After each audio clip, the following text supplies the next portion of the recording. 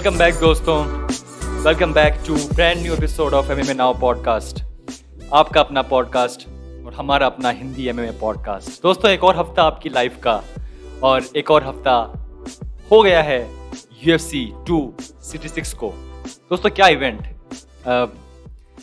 बहुत महीनों में it was a complete event. अगर आप फैन हैं हार्डकोर फाइटिंग के, कौन है बेस्ट, तो आपके पास मेन इवेंट था, जहाँ पे थे obviously the main event between the featherweight champion Alexander Volkanovski versus brain Ortega. अगर आप फैन हैं, फैन फेवरेट फाइट्स के, निक डियाज वहाँ पे थे, फाइट कर रहे थे। अगर आपको फाइट चाहिए अगर आप एक वुमेन हैं and looking for a fight, हमके पास फाइट थी, को main event Shevchenko versus Murphy. So it was a overall complete event. I think कि इस इवेंट के बाद जो स्टोरीज आई और जो फाइट्स हुई, आई थिंक वो बहुत लंबे टाइम तक याद रखी जाएंगी। ओवरऑल आई थिंक कि UFC के लिए बहुत होता है मुश्किल, एंड आई ऑलवेज से कि बहुत मुश्किल है UFC के लिए हर कार्ड को बिल्कुल स्टैग्ड कर देना, जो कि अब होने वाले हैं नेक्स्ट 2 कार्ड। बट इस कार्ड में हालांकि कोई ऐसी हाई प्रोफाइल फाइट नहीं थी, बट फिर भी it was a good card and I am very happy कि UFC ने ये कार्ड हमारे लिए रेडी किया। दोस्तों, जो सबसे बड़ी न्यूज़ आई थिंक जो लास्ट वीक या इस हफ्ते की बोल रहे तो ये है कि the main event for last UFC pay per view जीत गए फिर से एक बार, अपनी बेल्ट को डिफेंड किया दूसरी बार फेदरवेट चैंपियन अलेक्जेंडर वोल्कानोव्स्की। और दोस्तों, क्या फाइट! अगर मैं बात करूं इस टाइम पे अलेक्जेंडर कहाँ पे स्टैंड करते हैं, क्योंकि हमेशा से फेदरवेट डिवीजन का जो बार है कि कौन है बेस्ट फाइटर, कौन है सबसे अच्छा चैम्प, वो बहुत हाई रहा है। आपके पास होजे आल्डो थे जो बहुत लंबे टाइम तक चैम्प थे, मैक्स हॉलोवे थे जिन्होंने बहुत अच्छी तरीके से एज ए चैम्प फाइट की और बेल्ट डिफेंड की, और अब अलेक्जेंडर हैं जो कि उनको वो रिस्पेक्ट नहीं मिल रही थी। मैं उन्हें खुद वो रिस्पेक्ट नहीं दे पा रहा था जब उनकी फाइट हुई थी against Max Holloway. Close fight, controversial fight, हम सब जानते हैं कहानी क्या है। बट इस फाइट के बाद आई थिंक एटलीस्ट कुछ फैंस हैं वो उनके बड़े होंगे, कुछ फैंस जो कि फैंस हैं मैक्स हॉलोवे के, वो एटलीस्ट बोलेंगे हाँ, आई मीन ठीक है, ही इज़ गुड। और उनके opponent brain Ortega, I think whenever he fights for a belt, I think for fans, I think it's a treat। चाहे वो फाइट थी अगेंस्ट मैक्स हॉलोवे और चाहे वो ये फाइट हो against Volkanovski. So overall I think कि इस पूरे फाइट में कुछ ऐसे मोमेंट्स थे जो कि दोनों फाइटर के अपने मोमेंट्स थे, राइट। अगर हम बात करें जिस तरीके से चैम्प हैं हमारे, उन्होंने स्टार्ट किया फाइट को, दोनों ही फाइटर से वो लैंड कर रहे थे, डैमेज बहुत जल्दी आ रहा था दोनों ही फाइटर्स पे, कट्स हैं वो लग गए थे अंडर आइज ऑफ वोल्कानोव्स्की और ऑब्वियसली ओर्टेगा। और ये जो पॉइंट है जब लगा कि एक बार शायद ये फाइट ख़त्म होने वाली है और इससे बाहर निकलना और इससे बचना, और इसके बाद फिर से जब वो एक और होल्ड में फंसते हैं, द ट्रायंगल चोक, 2 बार लगा कि शायद ये फाइट एंड हो जाएगी, और उसके बाद जो लास्ट राउंड है वहाँ पे वापसी करते हैं एक तरीके से ओर्टेगा, और शायद वो राउंड जीतते हैं लास्ट राउंड। सो ओवरऑल दोस्तों, amazing fight, amazing performance by both fighters, but obviously there's only one champ and that champ is Alexander Volkanovski. And इस फाइट के बाद बहुत सारी थ्योरीज थी कि क्या हुआ। जब राउंड 3 के एंड में जब उनसे पूछा जाता है, जब आते हैं डॉक्टर कि hey Ortega, are you good, how many fingers are there, उस टाइम पे लगा शायद कुछ हो रहा है।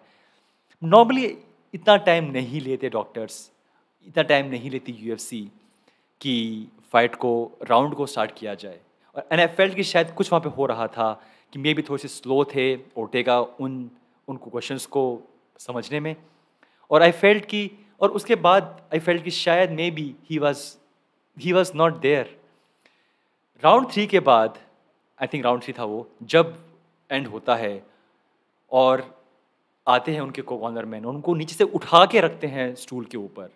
आई थिंक वो रूल नहीं है, कुछ फाइटर कह रहे थे शायद वो रूल नहीं है कि खुद उठना पड़ता है फाइटर को और बैठना पड़ता है स्टूल के ऊपर। बट क्योंकि वो इतने डैमेज ले चुके थे उस राउंड के अंदर, उनसे वो इतने टायर्ड थे कि उनसे उठा भी नहीं गया, उनके 2 कॉर्नर मैन उनको उठाया और उठा के रखा स्टूल के ऊपर। आई थिंक वो एक बड़ा साइन था कि यस मे बी ये फाइट को वहीं पे रोक देना चाहिए। बट अगेन सेम स्टोरी जो हमने कई बार बात की है, इन एमएमए जनरली लोग हैं वो क्विट नहीं करते, हार नहीं मानते और फाइट को लंबा लेके जाते हैं, राइट। अगर आप देखें बॉक्सिंग फाइट, एक बहुत ही मैं वो ख़राब एग्जांपल दूंगा, जेक पॉल वर्सेस बेन एस्क्रिन। एक पंच लैंड होता है ऑन बेन एस्क्रिन, सिर्फ एक पंच, वो उठते हैं, हल्के से होते हैं vowel, fight ends, that's it. बहुत मैंने खराब एग्जांपल दिया है, बट ऐसा होता है बॉक्सिंग के अंदर। बट एमएमए में पंच बंदा झेल रहा है, बोल नहीं पा रहा, दिखाई नहीं दे रहा, कट हो गया है, बट फिर भी UFC officials, I will not see UFC officials, but the commission और उस फाइटर के teammates, come on one more round, उसको फिर से आगे भेजते हैं, फिर से वो बंदा फाइट करता है। इट्स ए कंट्रोवर्शियल टॉपिक, हम इसके बारे में बात करेंगे फिर से। बट येस, ओवरऑल दोस्तों, वोल्कानोव्स्की इज़ द विनर। और इस फाइट के बाद ये बात साफ है कि he is that kind of fighter जो कि उस लेवल पर है। मैक्स के साथ 2 फाइट खेलना और जीतना, चाहे वो क्लोज फाइट क्यों ना हो, I think he is now proving कि yes I am the real champ. वो जो लास्ट फाइट थी against Max Holloway, yes it was very close, but गलती उनकी नहीं है कि वो फाइट वो जीत गए। वो मिस्टेक है तो मिस्टेक है कमीशन की, मिस्टेक है उन 3 लोगों की जो इस फाइट को स्कोर कर रहे थे। पर दोस्तों overall I think I am very amazed जिस तरीके से ये फाइट हुई। जो हमने किया था ब्रेक डाउन इस फाइट का, अगर आपने देखा होगा तो उसमें हमने बात की है कैसे कि ब्रेन ओर्टेगा इज़ हिटेबल, उनको हिट करना है वो बहुत इजी हो जाता है कुछ टाइम के बाद, और वो ज़्यादा नहीं पीछे हटते पंचेस खाने से। May be it's a mental thing कि हे आई एम टफ, मैं आगे बढ़ूंगा, मैं हार नहीं मानूंगा, और may be this is his style, what ever it is. But कुछ में स्टैट्स आ रहे थे उसमें क्या है कि इतने पंचेस है वो खाए इन्होंने इस फाइट में, और जो उनकी फाइट थी अगेंस्ट मैक्स हॉलोवे उसमें भी बहुत ज़्यादा उन्होंने पंचेस खाए थे, डैमेज लिया था, which is not good, which is not good. ये बात हम बार बार हमने बात की है कि ये जो होती हैं वॉर्स, इसके बाद फाइटर है वो सेम नहीं रहता। हमने कितनी बार देखा है ऐसे फाइटर जो कि एक बड़ी वॉर के बाद they change. Tony Ferguson changed, junior dos Santos changed, बहुत सारे फाइटर्स दे जस्ट चेंज एक ऐसी बड़ी फाइट के बाद। और टिका के पास ऐसी 2 फाइट हो गई हैं, one against Max Holloway, one against now Volkanovski, जहाँ पे वो बहुत सारा डैमेज है वो ले चुके हैं। और ऑब्वियसली एक लंबा रोड होगा before he comes back, but same style से वो, आई एम नॉट श्योर कि वो nobody wants to take damage, right, but sometimes fighter उस मोमेंट में, उस फील्ड में, yes this is the like world stage, लोग मुझे देख रहे हैं and I will not back down, मैं पीछे नहीं हटूंगा, मैं आगे बढ़ूंगा। मे बी वो जो होता है माहौल, fighter gets crazy and they take damage, और जो कल्चर है हमारा इन एमएमए, फाइट को नहीं रोका जाता। बट दोस्तों anyway, good performance by Volkanovski. वो आते हैं इन प्रेस कॉन्फ्रेंस और आई फील कि let me fix this. So I feel कि he was feeling very good in the press conference, और वो कहते हैं कि he wants to be the best, और वो रेडी हैं even to move to 155 division. और आई थिंक उसी टाइम के आसपास शायद कोई आता है, ट्वीट आता है कॉर्नर का, वो कहते हैं कि this guy is like shorty and fart, जो भी है टिपिकल कॉर्नर फैशन, और उस पर बेसिकली रिस्पॉन्ड करते हैं कि obviously he is pissed, because I think किसी ने कंपेयर किया था कि वोल्कानोव्स्की इज़ द फाइटर जिसने हराया है होजे आल्डो को भी और हराया है मैक्स हॉलोवे को भी। और आई थिंक जो दूसरे से फाइटर हैं वो है कॉर्नर ने हराया है होजे आल्डो को भी, और कॉर्नर ने हराया है मैक्स हॉलोवे को भी। तो एक वो कंपैरिजन हुआ था, आई थिंक इसकी वजह से शायद कॉनर को ये बात अच्छी नहीं लगी, and then he did this tweet. But अगर आप सोचें इस टाइम पे वोल्कानोव्स्की की बात कर रहे हैं कि he can even move to 155 division, जो कि एक बहुत उनके लिए बड़ा मूव होगा। 155 division is a different different kind of A ball game all together, क्योंकि वहाँ पे जो नाम है, वहाँ पे जो लेवल है, जो स्ट्रेंथ है, वो बहुत बहुत सारे ऐसे फाइटर हैं 155 के जो आराम से खेल सकते हैं 170 में। There is no doubt, right? हम ये बात हम मानते हैं। और अगर अभी से प्लान कर रहे हैं, जो कि अगेन कौन जानता है कि बिहाइंड द सीन्स वो कब तक कर सकते हैं ये weight cut. He was a big man जब वो खेलते थे rugby, so may be in his mind ये वेट कट करना बार बार बहुत मुश्किल है मेरे लिए, शायद 1 साल और, कुछ फाइट्स और, and then I will move to 155। और साथ ही इसी न्यूज़ के साथ जो फॉर्मर चैम्पियन हैं 135 के 125 पाउंड के दोनों डिवीजन के, हेनरी सुहुडो, वो चैलेंज करते हैं कि yes I will come back and I will fight you at 145। Crazy लोग अब इतने टाइम बाद मान रहे हैं कि हाँ यहाँ पे एक चैम्प है, उनको वो मिल रही है अटेंशन, वो मिल रही है रिस्पेक्ट, चाहे वो हो हेनरी सुहुडो, चाहे वो हो Conor, but yes this is good for him, this is good for him. Henry Cejudo again थोड़े से लेट हो गए हैं इस पार्टी में जाने के लिए। अगर शायद वो कुछ टाइम पहले अगर जब वो चैम्प बने थे, जब चैम्प थे, वो डबल चैम्प थे, उस टाइम पे शायद ही हैड चांस कि yes I can fight for 145 also. But उसके बाद जो गैप लिया, एंड यूएफसी ज़्यादातर ऐसे माफ़ नहीं करती उन लोगों को जो कि बेल्ट छोड़ के जाते हैं ऐसे, और ऐसे बहुत कम लोग हैं, बट ऐसे लोग हैं। और उनमें से एक हैं जीएसपी, उनमें से एक है हेनरी सुहुडो जो कि चैम्प थे, उन्होंने बेल्ट छोड़ दी और फिर वो वापस आते हैं। नॉर्मली यूएफसी उनको वो फाइट नहीं देती जो कि वो चाहते हैं। But yes it's interesting time. जिस तरीके से बात कर रहे हैं एलेक्स की, he wants to move to 155 division and he is ready to fight anyone. पर दोस्तों देखते हैं क्या होता है। तो दोस्तों आगे बढ़ते हैं और बात करते हैं जो बात करते हैं जो सबसे फ़ैन फेवरेट फाइट थी इस पूरे कार्ड में। वो थी obviously Nick Diaz versus Robbie Lawler. और दोस्तों क्या फ़ाइट! आई फील कि बहुत सारी हाइप थी इस फाइट के लिए, और बहुत सारी हाइप थी फॉर निक डियाज, और क्यों ना हो, हमारे पास सारे रीज़न है। उनका सरनेम डियाज है, बहुत लंबा गैप था उनके आने के बीच और उनकी जो लास्ट फाइट थी उसके बीच, एंड जो फाइट में हुआ, जिस तरीके से फाइट एंड हुई, आई फील कि जो फैंस थे वो थोड़े से दुखी थे। और क्यों ना हो, नॉर्मली डियाज भाई ऐसे होते जो कि कभी फाइट को रोकते नहीं हैं, राइट? बट यहाँ पे जो हुआ, इट वाज वेरी विजिबल कि एज आपका ले ऑफ गैप, वो सब काम कर रही थी। जब फाइट स्टार्ट होती है लगा कि शायद फाइट स्लो मोशन में चल रही है, कुछ बहुत सारे पंचेस हैं वो लैंड किए रॉबी ने, कुछ फिर हल्के स्लो मोशन में उसका रिस्पॉन्ड भी किया निक डियाज ने। उनका टिपिकल बॉडी शॉट बहुत ही जो फेमस था, ही वाज डूइंग, और जो उनका if you count number of strikes तो वो थी, बट वो उसमें वो स्पीड नहीं थी, वो पावर नहीं थी, और अल्टीमेटली एक कॉम्बो लैंड होता है रॉबी का, गिरते हैं नीचे डियाज, रेफरी आते हैं पास, पूछते हैं उठ जाइए, बोलते हैं नहीं मैं नहीं उठूंगा, और ऐसे कुछ बोलते हैं कि आई थिंक आई एम डन, और जैसे ही वो बोलते हैं आई एम डन, उसके बाद फाइट वहीं पे रुक जाती है। सो बहुत सारी चीज़ें यहाँ पे हैं वो हैं जिसके बारे में हम बात कर सकते हैं। पहली बात तो ये कि जो फोटो आई थी निक डियाज की कुछ टाइम पहले, उस टाइम पे जो निक डियाज हैं, he was a different kind of Nick Diaz. There is no doubt. Let me try to get that photo. Okay, मेरे पास फोटो नहीं है, but I will try.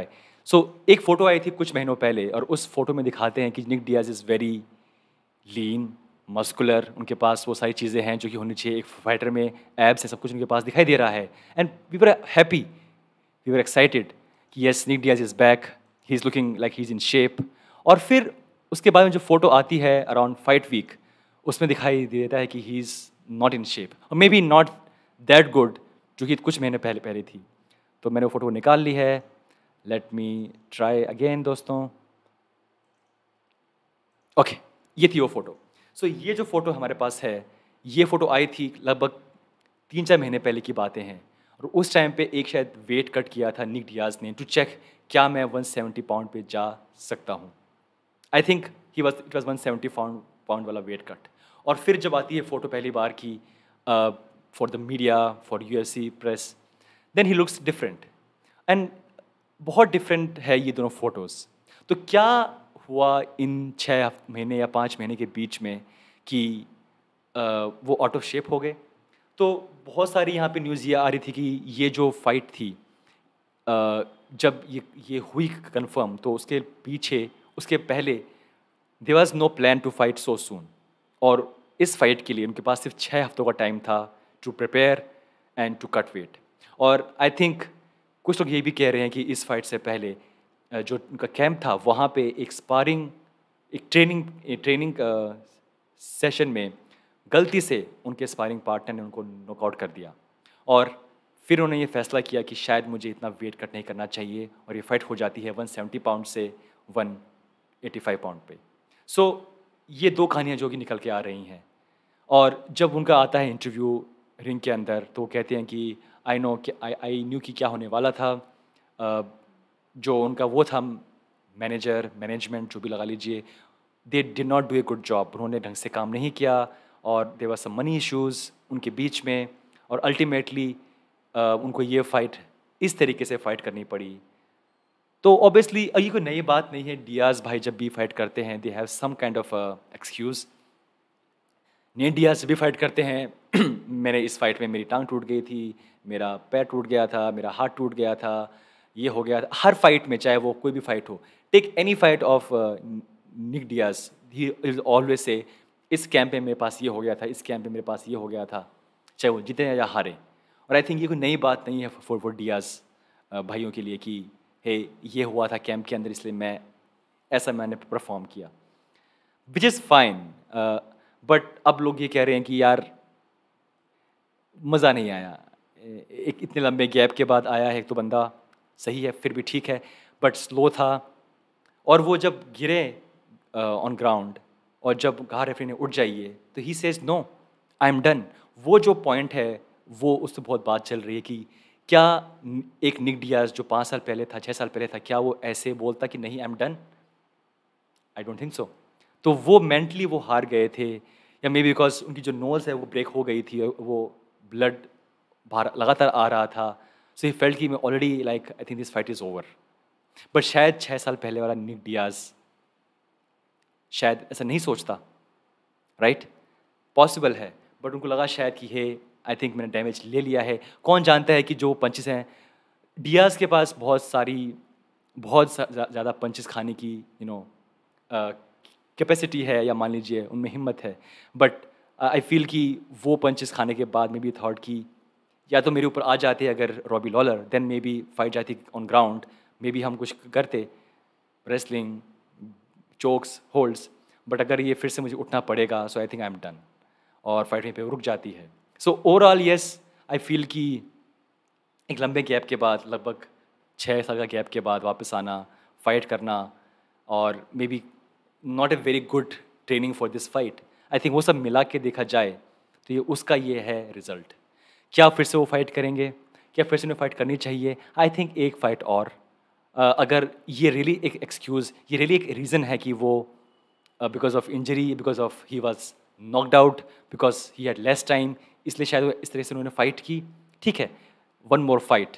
But अगर वो सेम रहा दिस स्टाइल कि वो slow हैं, लाइक फाइट स्लो मोशन में चल रही है, धीरे धीरे वो कर रहे हैं, पीछे हट रहे हैं, बार बार वो केज के पास आके खड़े हो रहे थे। I mean come on, he is Nick Diaz, तो बार बार वो पीछे आके क्यों खड़े हो रहे थे? मे बी जो आगे प्रेशर डाल रहे थे रॉबी लॉलर, वो उनसे I think may be it was new for him. Anyway दोस्तों, ओवरऑल आई थिंक एक अच्छा लगा देख के कि हाँ, निक डियाज वापस आए हैं इन केज, तो वो जो फ़ैन है मेरे अंदर का वो खुश हुआ। बट फिर लगा कि यार आई थिंक अब वो बात नहीं है, डेफिनेटली वो बात नहीं होती, बट जितना मैंने किया था एक्सपेक्ट उससे थोड़ा सा नीचे परफॉर्म उन्होंने किया। बट दोस्तों लेट्स सी क्या होता है आगे। दोस्तों जो आगे चलते हैं और बात करते हैं जो एक और न्यूज़ जो कि है इस हफ्ते की, और वो थी द फ्रोजन वन टैरॉन वुडली, और उन्होंने एक टैटू बनवा लिया है जेक पॉल का। ना दोस्तों ये बहुत ही अ, अजीब बात है कि एक फॉर्मर यूएफसी चैम्पियन, एक फॉर्मर चैम्पियन जिसने हराया है स्टीवन थॉमसन को, जिसने हराया है रॉबी लॉलर को बेल्ट के लिए, राइट, वो आज इस पॉइंट पे पहुंच गया है कि वो अपने हाथ पे या अपनी उंगली पे टैटू बनवा रहा है just to get a fight against a YouTuber.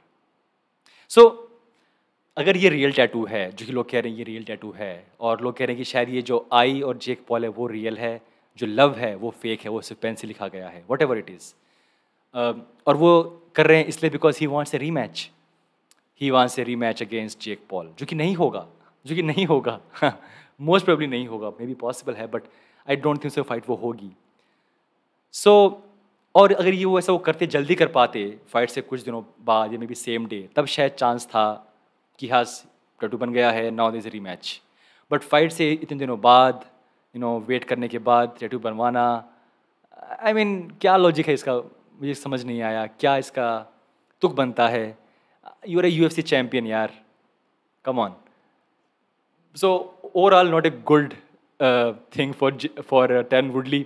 लोग उनको पहले से पसंद नहीं करते थे जब वो चैम्प थे, और अब तो उन्हें I mean come on, I mean बहुत ही एक बहुत ही अजीब टाइम है to be a MMA fan frankly. Nick Diaz fight कर रहे हैं, राइट, टैरन वुडली टैटू बनवा रहे हैं, कॉनर का पैर टूट गया है, कितना कितना एक अजीब टाइम है। मैं कई बार ये सोचता हूँ जब मैं होता हूँ मतलब फ्री बिल्कुल रिलैक्स माइंड में, कि सच ए क्रेजी टाइम। मतलब अगर आप देखें ओवरऑल हमारे पास एक ऐसी बीमारी है जो कि पिछले 2 साल से चल रही है, लोग घर से बाहर निकल नहीं पा रहे, कितनी अजीब बात है। और फिर अगर देखें इन एमएमए, आपके पास there is a guy who was a YouTuber, अब वो फाइट कर रहा है और वो हरा रहा है एक्स यूएफसी चैंपियंस को, और यहाँ पे निक डियाज हैं वो वापस फाइट कर रहे हैं। I mean sometimes I feel कि कितना कितना क्रेजी बात है कि क्या हो रहा है आजकल, नॉट जस्ट हमारी लाइफ के अंदर but in MMA, in fight world in general. कुछ दिनों पहले फाइट कर रहे थे Evander Holyfield, I mean so crazy. और आई फील कि हम इस पॉइंट पे पहुंच गए हैं अब एज ए एमएमए फैन, और I think as a person कि कुछ भी लाइफ में हमें अब अजीब नहीं लगेगा, राइट। मान लीजिए अगर हम बात करते हैं आज से 2.5 साल पहले कि ये एक ऐसी आएगी, एक ऐसा वायरस आएगा जिससे आप लोग सब लोग घर पे बैठेंगे, बाहर नहीं जाएंगे, कौन ये बात मानता।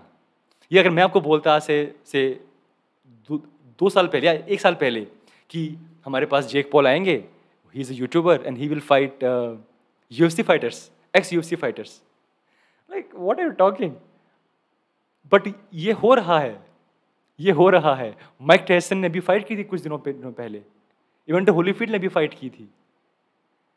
क्रेजी टाइम दोस्तों। तो दोस्तों बट या दिस इज क्रेजी। और अगर बात करें जो और चीज़ें क्रेजी हैं वो हैं जॉन जोन्स। अरे और देखिए मेरा जो ये है सॉफ्टवेयर ये भी क्रेजी हो गया है। Jon Jones was arrested last week, आप लोग जानते हैं, हमने इस पर बात की थी। उस टाइम पे ज़्यादा हमारे पास नहीं थी इन्फॉर्मेशन कि क्या हुआ। बेसिकली वी नो कि हाँ इट वाज ए केस था जहाँ पे डोमेस्टिक वायलेंस हुई है, मे बी उन्होंने हर्ट किया है अपनी वाइफ को या अपने पार्टनर को। आई think he is not married, I think it's more of A I think engaged है या सिर्फ गर्लफ्रेंड है, ऐसा कुछ है, बट दे हैव 3 किड्स। और जो आती है न्यूज़ की उनकी वाइफ और उनकी जो सबसे छोटी बेटी है वो कॉल करती हैं थ्रू होटल की यार can you please call police, और पुलिस वहाँ पहुँचती है और देखती है कि जो उनकी वाइफ है उनके कपड़ों पे खून होता है, उनके जो होठ है वो सूज रहा होता है, और बट स्टिल जो उनकी वाइफ है वो ट्राई कर रही होती है कि जॉन्स को जेल ना हो, एक लंबा केस ना बने। और जब पुलिस उनको लेके जाती है उसके बाद भी वो कहती है कि क्या कब उन्हें बेल मिलेगी। I mean it typical wife जो कि कंसर्न्ड है अपने पति के लिए या अपने पार्टनर के लिए, राइट। और उसके बाद जॉन जोन्स की एक आती है पोस्ट ऑन इंस्टाग्राम जो कि अब मुझे दिखाई नहीं दे रही है। लेट मी ट्राई अगेन दोस्तों। हाँ, this is the one, let me try, this is the one दोस्तों। सो उनकी एक आती है स्टोरी आती है जहाँ पे वो कह रहे हैं कि I have too much trauma to consume alcohol, my brain simply can't handle it anymore, I will leave alcohol in my past forever. यानी कि उनको जो उन्हें डैमेज लिया है अपने पूरे फाइटिंग की करियर में वो इतना ज़्यादा है कि अब वो जो अल्कोहल है वो नहीं पी सकते या नहीं पीनी चाहिए उनको, और अब वो वापस ऐसा कभी नहीं करेंगे। Now is the time to work harder than ever. अब वक्त आ गया है मैं और हार्ड वर्क करूँ। What the devil means for bad God means for good, maybe कोई एक कोट है from Bible. Turn this nightmare into the best thing to ever happen in my life. यानी कि ये जो मेरे लिए ख़राब टाइम है इसको मैं अपने लिए सबसे अच्छा टाइम में बदल दूंगा। Get right back on my horse, फिर से आ जाऊंगा मैं अपने घोड़े पे। Means I will start doing the hard work again. तो दोस्तों कहीं पे मेंशन नहीं है उनकी फैमिली का, कहीं पे मेंशन नहीं है कि क्या हुआ। ही जस्ट सेइंग कि ही वॉज ड्रिंकिंग, वो ड्रिंक कर रहे थे और because of damage on his brain, because of lots of fights, lots of Wars, अब वो ड्रिंक नहीं कर सकते या नहीं करना चाहिए उनको। वो इस ख़राब टाइम को बदल देंगे अच्छे टाइम में। अब वो बहुत मेहनत करेंगे, टिपिकल पॉजिटिव स्टफ। बट उनका बहुत मजाक उड़ रहा है। बहुत लोग बोल रहे हैं कि what about your wife, your kids, what about them. और लाइक आई सेड कि इट्स वेरी क्रेजी थिंग। हम यहाँ पे बैठ के हम सिर्फ बात कर रहे हैं, but how is it like to be John Jones? कैसा लगता होगा जॉन जोन्स को कि मैं जॉन जोन्स हूँ? इफ़ यू कैन इमेजिन, आपके पास बहुत सारा पैसा है, आपके पास बहुत सारी अचीवमेंट्स हैं, you are very famous, and आपने अपनी लाइफ में किसी एक पर्टिकुलर थिंग में ये प्रूव किया कि आप बेस्ट हैं, बार बार, लगातार 14 times, because he won his belt और उसको डिफेंड किया 14 टाइम्स। तो मेंटली यू आर लाइक कि जो आप चाहते हैं वो आप करते हैं। और एक बहुत ही अच्छी बात कही उनके फॉर्मर दोस्त दुश्मन डीसी ने, डैनियल कॉर्मिये ने, कि वो ब्लेम करते हैं अपने आप को, डीसी, कि अगर वो एक फ़ाइट हार जाते तो शायद उन्हें लगता कि ये गलत काम करने से कुछ बुरा भी हो सकता है मेरे कैरियर में।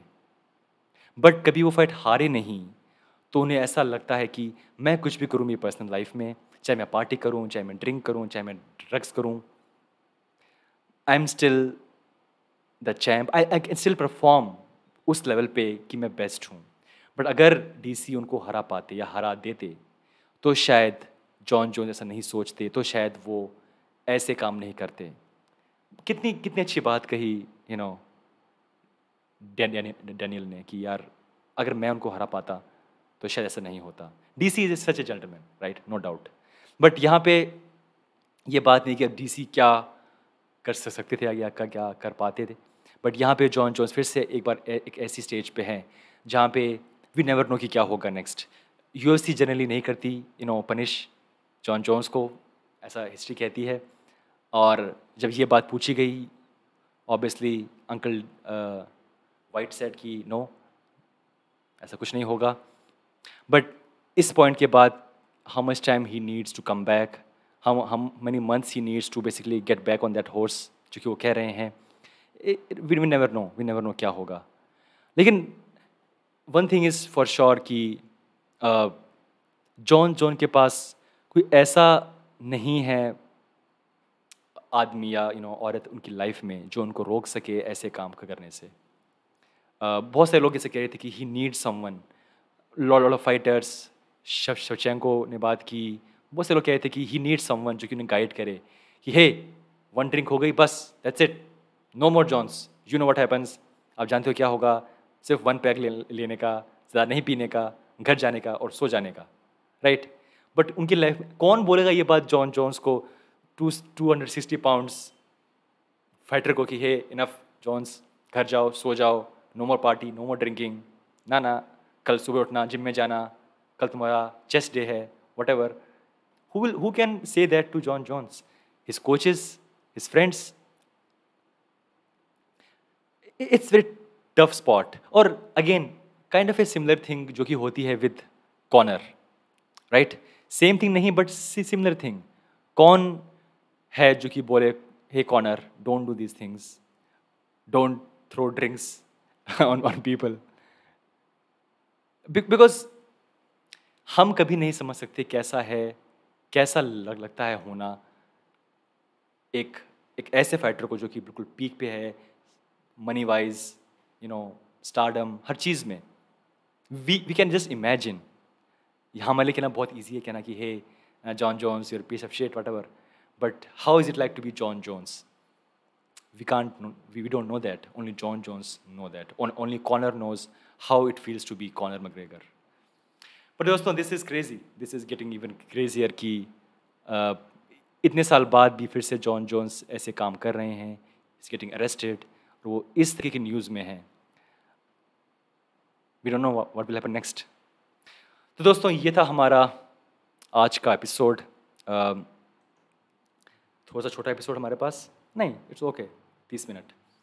तो दोस्तों, लास्ट वीक हमारे पास था ऑब्वियसली UFC 266. अब जो होगा काउंटडाउन वो शुरू हो जाएगा for next UFC fight card, जो कि है UFC 267.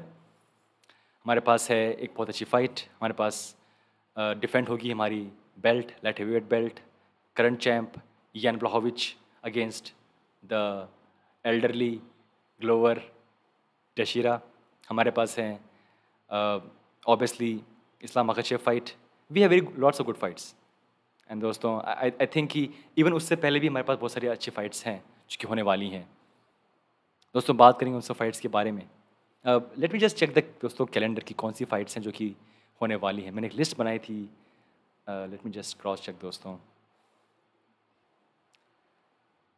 ओके, सो हमारे पास ऑब्वियसली जो अब नेक्स्ट बड़ा कार्ड है वो होगा सितंबर 30 को, UFC 267. और उससे पहले हमारे पास हैं कुछ और फाइट कार्ड्स, और उनमें से एक है Paulo Costa versus Daniel Vettori, Marvin Vettori. ये होगा अक्टूबर 24 को. सॉरी, जो फाइट होगी UFC 267 वो होगी अक्टूबर 30 को. उससे पहले है हमारे पास कोस्टा वर्सेस विटोरी. उससे पहले हमारे पास है होम्स वर्सेस वियाना. और उससे पहले हमारे पास है Dern versus Rodriguez. Good fight. तो दोस्तों, लेट्स सी क्या होगा. बट दोस्तों, it's a crazy time to be alive. दोस्तों, थैंक यू सो मच. ये था हमारा आज का एपिसोड. थोड़ा सा बिजी था मैं कुछ दिनों से, सो हमने फोकस किया था अपने लास्ट इवेंट पे. नाउ फिर से वी आर बैक. फिर से we will make videos almost every day. And thank you so much for your support. Bye bye दोस्तों, टेक केयर.